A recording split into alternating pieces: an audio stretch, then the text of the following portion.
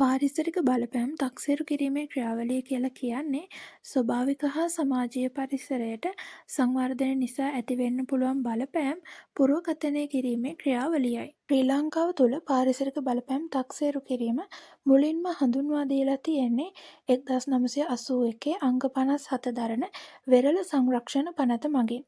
මේ අනුව පාරිසරික කළමනාකරණය හා තක්සේරුව කියලා කියන්නේ සංවර්ධන ව්‍යාපෘතිවලදී ඇතිවෙන්න පුළුවන් පාරිසරික බලපෑම් කල්තියා හඳුනාගෙන ඒවා අවම කර තිරසර සංවර්ධනයක් ළඟා කර ගැනීම සඳහා පාරිසරික බලපෑම් ඇගයීම හා පාරිසරික ආරක්ෂණ බලපත්‍ර ක්‍රමවේදය භාවිතා කරමින් සිද්ධ කරන විද්‍යාත්මක ක්‍රියාවලියට. මේ අනුව පාරිසරික ආරක්ෂණ බලපත්‍රයක් කියලා කියන්නේ 1988 අංක 56 සහ 2000 අංක 53 කියන පනත්වලින් සංශෝධනය වෙලා 1980 අංක 47 දරන ජාතික පාරිසරික පනතේ ප්‍රතිපාදන යටතේ තියෙන නීතිමය මෙවලමකට. පරිසර ආරක්ෂණ බලපත්‍රයක් ලබා ගැනීමෙන් කර්මාන්තකරුවන්ට හිමිවන ප්‍රතිලාභ තමයි පරිසර දූෂණය පාලනය සඳහා තාක්ෂණික මාර්ගෝපදේශ ලබා ගන්න පුළුවන් වෙනවා. ඒ වගේම අපද්‍රව්‍ය අවම කිරීමේ තාක්ෂණික ක්‍රමෝපායන් තුළින් ගුණාත්මක භාවය ඉහළ පිවිතුරු හරිත නිෂ්පාදන බිහිකර ජාත්‍යන්තර වෙළඳපොළ තරඟකාරීත්වයට සාර්ථකව මුහුණ දීමේ හැකියාවද ලබා ගන්න පුළුවන් වෙනවා. ඊළඟට තමයි ජාතික ප්‍රමිති හා උපමානවලට අනුකූලව බාහිර පරිසරයට අපද්‍රව්‍ය හා විමෝචනයන් මුදා හැරීම මගින් සිද්ධ වෙන පාරිසරික දූෂණය වැළැක්වීමට වගේම පාලනය කිරීම තුළින් නීතිමය රැකවරණයක් ලබා ගන්න පුළුවන් වෙනවා. ඊළඟට තමයි වාතයේ ජලය සහ භූමිය යන මාධ්‍යන්ට මුදාහරින ද්‍රව්‍ය මගින් පරිසරයට සිදු වුණු බලපෑම අවම කරමින් පරිසර හිතකාමී ප්‍රවේශයකට එළඹීමෙන් කර්මාන්තයේ තිරසර පැවැත්ම තහවුරු කරගන්න පුළුවන් වෙනවා. ශ්‍රී ලංකාව තුළ පාරිසරික බලපෑම් ඇගයීමට තියෙන නීති රීති මොනවද කියලා බැලුවොත් එහෙම ඒ අතර ජාතික පාරිසරික පනත, වෙරළ සංරක්ෂණ පනත, ශාක හා සත්ත්ව විශේෂ ආරක්ෂා කිරීමේ පනත හා වයඹ පළාත් පාරිසරික පනත. පාරිසරික බලපෑම් තක්සේරු කිරීමේ ක්‍රියාවලියේදී පරිසරය ප්‍රධාන වශයෙන් කොටස් 3කට වර්ග කරනවා.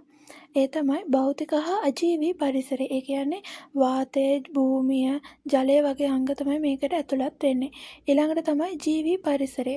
ශාක හා සත්තු කොටස් මේට අයත් වෙනවා. ඊළඟට තමයි සමාජීය පරිසරය. ඒ කියන්නේ මානව සමාජය විසින් නිර්මාණය කරන සියලුම දේවල්. යටිතල පහසුකම්, ආර්ථික ක්‍රියාකාරකම් හා සංස්කෘතික කටයුතු තමයි මේට අයත් වෙන්නේ.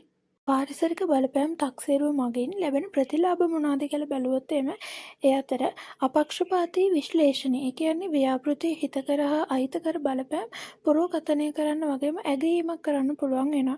ඊළඟට තමයි අහිතකර බලපෑම් අවම කිරීම සහ හිතකර බලපෑම් උපරිම කිරීම කරන්නත් අවශ්‍ය වියදම් හා සම්පත් කාර්යක්ෂමව භාවිතා කරන්න, තිරසාර සංවර්ධන ක්‍රියාවලිය ප්‍රමාදයකින් තොරව පවත්වාගෙන යාමට වගේම තිරසාර සංවර්ධනය සඳහා ආර්ථික, සමාජීය හා පරිසරමය වශයෙන් දායක වීමටත් හැකියාව ලැබෙනවා. ISO 14001 පාරිසරික කළමනාකරණ පද්ධතිය කියලා කියන්නේ ජාත්‍යන්තර විදිහට පිළිගත් පාරිසරික කළමනාකරණ පද්ධතිය සඳහා වුණු ප්‍රමිතියක්. මෙය ස්වභාවික සම්පත් භාවිතය අවම කිරීම වගේම පස, ජලය සහ වාතයට සිද්ධ වෙන හානිය අවම කිරීම අරමුණු කරගත් අවදානම් විශ්ලේෂණයන් මත පදනම් වෙලා තියෙන කළමනාකරණ ආකෘතියක් වෙනවා. ඒ වගේම මේ පාරිසරික කළමනාකරණ පද්ධතියේ මූලික මූලධර්ම 5ක් හඳුනාගෙන තියෙනවා. ඒ තමයි කැපවීම සහ ප්‍රතිපත්ති, පද්ධති සැලසුම් කිරීම, අයදුම් කිරීම සහ ක්‍රියාවලිය, පාලන හා නිවැරදි කිරීමේ ක්‍රියාව වගේම පද්ධති සමාලෝචනය සහ සංවර්ධනය වශයෙන්.